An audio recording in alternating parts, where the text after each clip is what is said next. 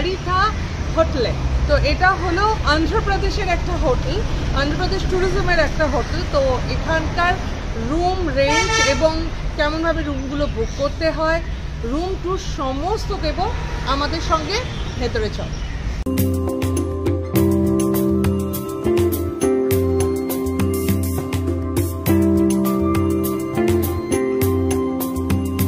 পুরো হোটেলটা হলো এইটা, পার্কিং এরিয়া আছে সামনে, আর এই হলো রেস্টুরেন্ট। আমরা এখন যাই, রেস্টুরেন্ট পুরো ফাঁকা। আমরা এখন রিসেপশনে যাব, আমরা এই গাড়িতে করে এক্ষুনি এলাম। তো চলো ঢুকি। এর ইনঅগারেশন হয়েছে 2004-এ এই হোটেলটা। তো আমরা ভেতরে ঢুকছি, রিসেপশন, আর এটা হলো ওয়েটিং এরিয়া। হারিথা আরাকুতে যেমন লিফট ছিল না, এখানে কিন্তু লিফট আছে। তা আমরা দুজন তাহলে বেরিয়ে যাই। হ্যাঁ, কোন ফ্লোরে সেটা আমাকে फ्लोर कितना, कौन सा फ्लोर में? Third floor. Okay, third. 401 থেকে 404 এই দিকে, রুম নাম্বার 401। আর এটা হলো স্যুট রুম, আমাদের দুটো কভার আছে, আর আরেক রুম है। আর এটা হলো বাবা মাদের রুম। রুম 406 রুমে আমরা ঢুকে পড়লাম। আর বেশ সুন্দর, আমরা কিন্তু স্যুট রুম আর আজকে বুক করেছি।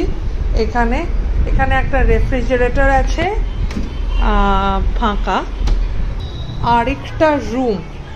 আর এই রুমটা এইটা বন্ধ করে দে। এইটা হলো আমাদের রুম, আর এই হলো একটা ব্যালকনি নাম্বার 1। ওকে, এইখান থেকে ওইদিকে যাওয়া যায় সম্ভবত। ওখানে বিচ রয়েছে, কিন্তু এখন বুঝতে পারছি না বলে মানে দেখাতে পারছি না। আর এইদিকে আছে কৈলাস হিল আছে। তো এইটা একটা দারুণ ব্যাপার। আচ্ছা, আমি ঢুকে পড়ি।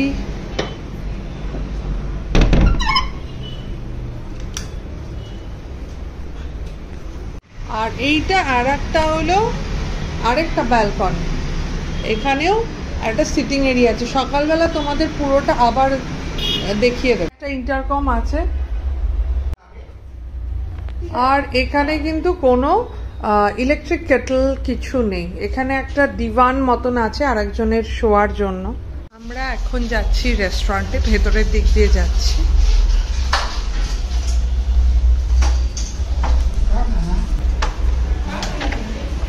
চলে এলাম রেস্টুরেন্টে। আমাদের আগে থেকে অর্ডার দেওয়া আছে। আমরা এইখানটা বেছে নিই, এখানটায় বসি। ঠিক আছে, চলো।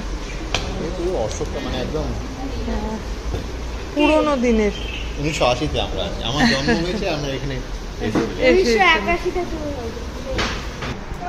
আমরা নিয়েছি কড়াই চিকেন আর হলো রুটি। ওদের আমরা নান বলেছিলাম, নানটা অ্যাভেলেবেল ছিল না। তো দেখা যাক কেমন হয়েছে এই কড়াই চিকেন। আমাদের এটা বেডরুম থেকে দরজাটা খুললাম। এই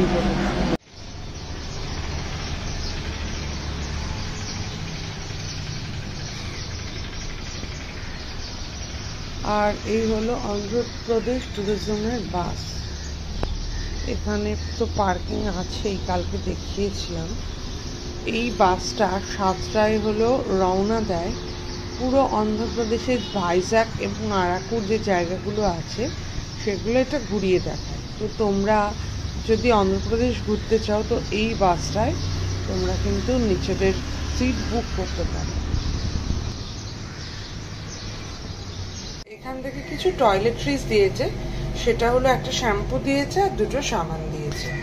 ঘরে একটা ওয়ার্ড্রপ আছে, আর সেই ওয়ার্ড্রপে একটা এক্সট্রা কম্বল দেওয়া আছে, যদি আমাদের কম্বলের দরকার পড়েনি।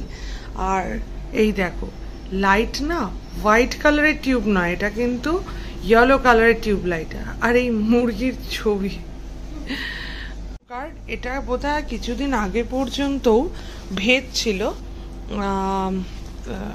আমি আগে যতবার ভিডিও দেখেছি যে এখানে সব ভেজ আইটেম পাওয়া যায়, কিন্তু এখানে এসে দেখলাম এখানে কিন্তু নন ভেজ আইটেমও বেশ ভালো। আমরা কালকে কড়াই চিকেন খেয়েছিলাম, সেটা কিন্তু বেশ ভালো ছিল। আর ওদের খালি তন্দুর, আমরা ভেবেছিলাম একটু নান খাবো, কিন্তু তন্দুর আইটেম ওরা কালকে দিতে পারেনি আমাদের। রুটিটা কিন্তু বেশ ভালো ছিল খাবার দাবার। আর সার্ভিসের দিক থেকে সার্ভিসও ভালো। বলো সার্ভিস ভালো, কারণ কালকে আমরা কত রাত্রে ডেকেছিলাম, ওরা কিন্তু চলে এলো।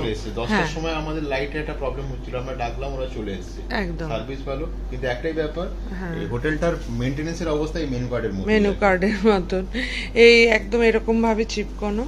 আশা করা যায় এটা খুব তাড়াতাড়ি ঠিকঠাক হবে। মানে এটা রিনোভেট করলে কিন্তু এটা খুব লোকেশন ওয়াইজ দারুণ।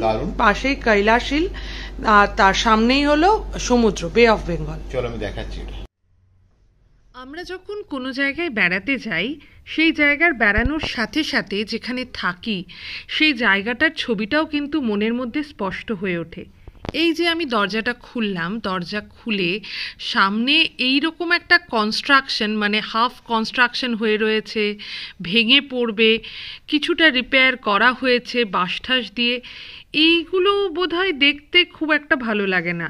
সত্যি কথা বলতে কি, সবাই বলতে পারে যে একটা 2800 টাকার একটা রুম, সেই হোটেল থেকে আর কী বা এক্সপেক্ট করা যায়।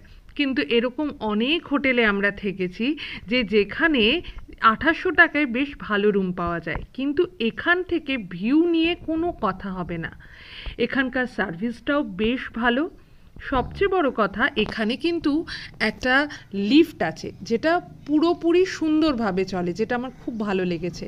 আর এই কৈলাসহিলটা একদম পাশে, উইদিন 10 মিনিটসের মধ্যে যে কেউ কৈলাসহিলে চলে যেতে পারবে এখান থেকে, আর তারপরে রোপওয়ে ধরে একদম ওপরে যেতে পারবে।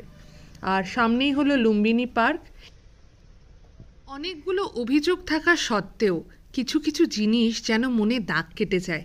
ঘরের ভেতরটা দেখো কি সুন্দর, সেই অমিতাভ বচ্চনের যে মুভির রুমের যে সেট আপ থাকতো ঠিক ওই রকম। সামনে কিছু ম্যাগাজিন রাখা, পুরনো দিনের ফার্নিচার। আর এইটা হলো সামনে, আমি বলেইছি যে এখানে 2টো বাথরুম, আমরা যে স্যুট বুক করেছিলাম, তো এটা একটা ছোট বাথরুম। আর সবচেয়ে ভালো যেটা এখানকার হলো ব্যালকনি।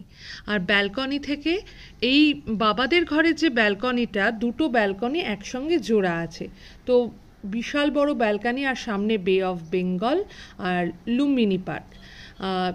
পূর্ব দিকে তো সূর্য উঠেছে, আর কি সুন্দর ভিউ পুরো কৈলাসগিরি হিলের।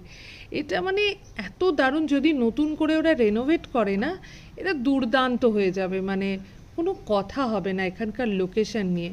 ভেতরটা বেশ সুন্দর, কিন্তু ওই মেনটেনেন্সের অভাবের জন্যই কেমন একটা লাগছে। আর সাজসজ্জাগুলো বেশ ভালো লেগেছে আমার। আর একটু সাজানো গোছানো হলে জায়গাটা ভালো লাগবে। কিন্তু আমার যারা ভিউয়ার্স আছেন তাদের জন্য বলবো, বেস্ট লোকেশন। আমরা রাতের বেলায়ও এখানে বেরিয়েছিলাম, কোনো অসুবিধে নেই। মানে সামনে না এই আর একটা বাথরুম, এখানে গিজারও আছে। তো সেই দিক থেকে বলতে গেলে আমি বলবো যে প্রপার্টির যে জায়গাটা সেটা খুবই ভালো, শুধুমাত্র মেনটেনেন্সের অভাবের জন্য এই হলো অবস্থা। তোমরা ইচ্ছে করলে জায়গাটা বুক করতে পারো। আমরা কুপন পেয়ে গেছি ব্রেকফাস্টের জন্য, অনেক তাড়াতাড়ি পেয়েছি। তো চলো, তো আমরা আবার রেস্টুরেন্টে এন্টার করছি, দেখি কি কি আছে। ব্রেকফাস্ট চলে এসছে। এটা না সুজির উপমা, এটা মেদু বড়া সম্ভবত, আর এটা হলো ইডলি।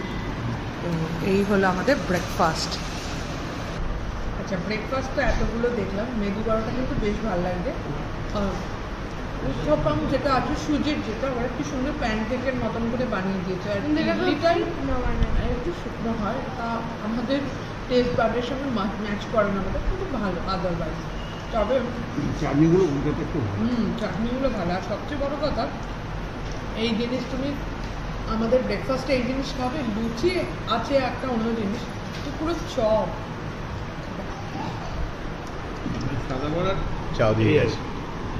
এই ছিল আমাদের রুম। আজকে আমরা ভাইজ্যাগ ছাড়ছি, অন্ধ্রপ্রদেশে আমাদের লাস্ট ডে। ভালো থেকো, সুস্থ থেকো, শুধু ফ্যাশনে নয় প্যাশনে থেকো।